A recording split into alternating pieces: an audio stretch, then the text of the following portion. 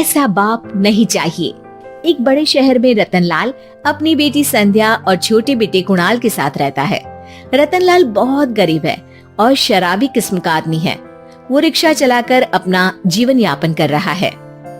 रतनलाल एक अधेड़ उम्र के आदमी योगेश्वर को कभी कभी अपनी रिक्शा से मार्केट या मंदिर छोड़ता है और कभी कभी बाजार से उसका सामान भी ले आता है। एक दिन रतनलाल योगेश्वर से कहता है, साहब, आपके पास गाड़ी है, फिर भी आप कभी कभी रिक्शा से क्यों जाते हो? इन शहर की गलियों को आराम से देखना मुझे बहुत पसंद है। ठीक है साहब, मैं चलता हूँ, कल फिर आऊंगा। अरे रतनलाल, रुको तो। मैंने सुना है कि तुम अपनी बेटी को कुछ पैसों के बदले किसी को दे रहे हो। अभी किसी को बेचे नहीं तो क्या करे साहब। एक छोटा बेटा है, उसको पढ़ाना भी है, उसकी देखभाल भी करनी है, और अगर मैं बेटी को घर में रखूंगा तो उसकी शादी कैसे करूंगा साहब? तुमको कितने पैसे मिल रहे हैं? अब 50,000 साहब। देखो, मैं तुमको पूरे 20 लाख रुपए देता हूँ। तुम अपनी बेटी संध्या को मुझे दे दो। हैं? अब 20 लाख? धन्यवाद साहब, धन्यवाद। मैं कल ही उसे आपके पास छोड़ जाऊंगा साहब। अगले दिन रतनलाल संध्या को हमेशा के लिए योगेश्वर के यहाँ छोड़ आता है और बदले में 20 लाख रुपए लेकर घर आ जाता है। रतनलाल जिंदगी में पहली बार इतने पैसे पाकर बौखला गया। उसने एक अच्छा घर लिया। कुणाल, अब हमें कोई चिंता नहीं है, तो अब अच्छे से पढ़, खूब मन लगाकर पढ़ाई करना।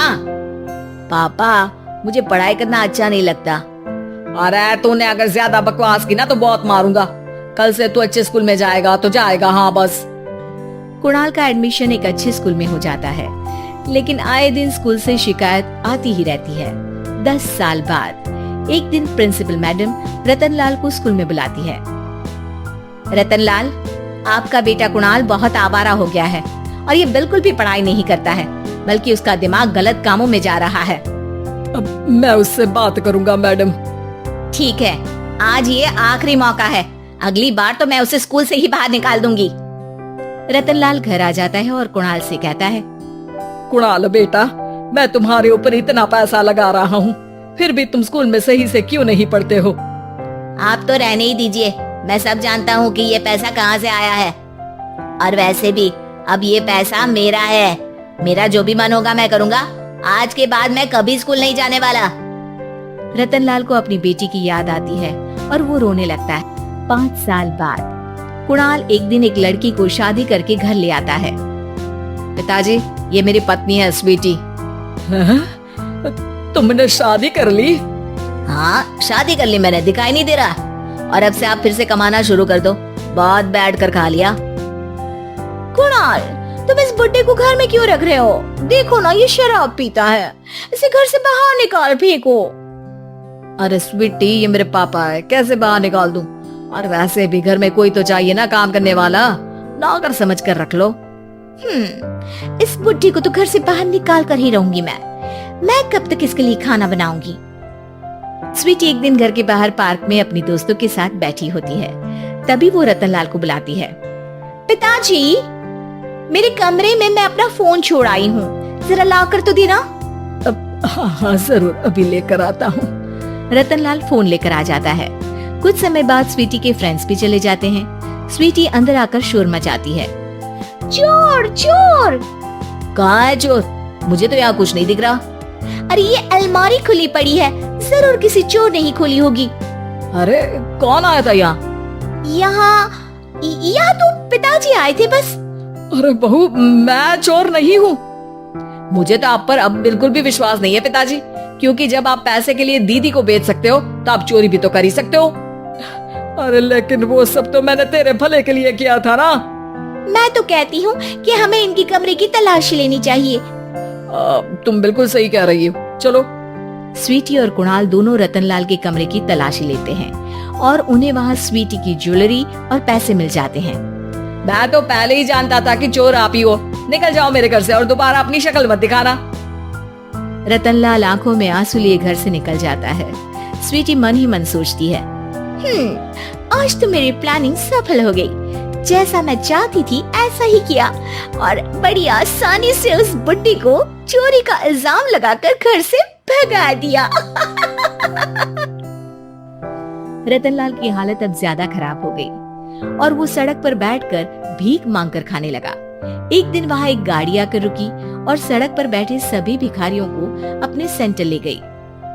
एनजीओ की मालिक संध्या एक एक करके सभी को सुविधा मुहैया कराती है। तभी उसकी नजर रतनलाल पर पड़ती है। पिताजी, संध्या तू? पिताजी आपकी ये हालत कैसे हुई? ये सब मेरे पूरे कर्मों की सजा है जो मुझे मिल रही है। मुझे माफ कर दे बेटी।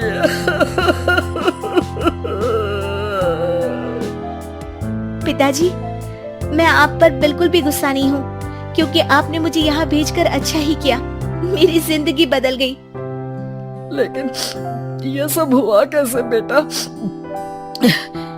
आप ये नए कपड़े पहनो, तब तक मैं योगेश्वर अंकल को बुला कर लाती हूँ। योगेश्वर अंकल? हाँ अंकल। योगेश्वर जी ने तुझसे शादी नहीं की थी?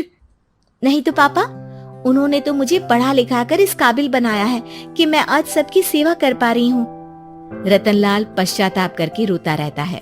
तभी योगेश्वर भी वहाँ आ जाता है। रतनलाल जी, आपकी ये हालत कैसे हुई? इतने सारे पैसों के बावजूद भी?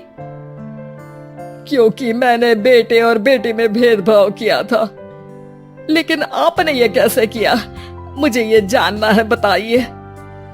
सालों पहले जब संध्या छोटी थी, तब मैंने एक बार एक आदमी से तुम्हें बात करते हुए सुना था, जो कुछ पैसों में संध्या को तुमसे खरीद कर शादी करना चाहता था।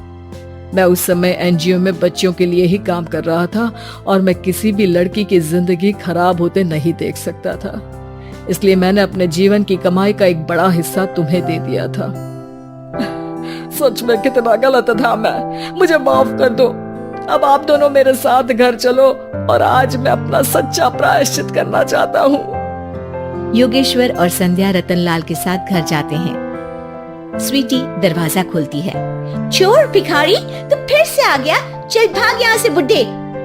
ये घर तुम्हारे बाप का नहीं, मेरा है। बाहर निकलो यहाँ से। रतनलाल कुणाल और संध्या को घर से बाहर निकाल देता है।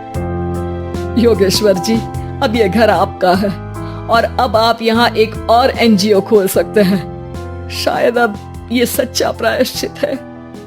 संध्या अपने पिता के गले लग जाती है।